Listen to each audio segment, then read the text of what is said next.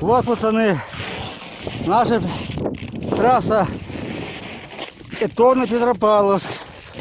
Вон там чаще видно хорошо. Вот стоят машины, там дальше еще машины. Там КамАЗ стоит. Там еще какая-то хуйня стоит. Вот это первое, а те вон дальше машины, уже их замело. Вот мы с соседом пришли на выручку, пришли ему на газельку солярки привезли.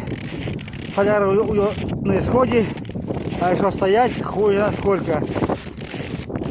Вон, видите, что делают. И всем дороги наши по хую, как здесь замерзают, блядь. Газелька была, стоит грузовая. Увезли все в школу, а этот парень вот идет, из газельки.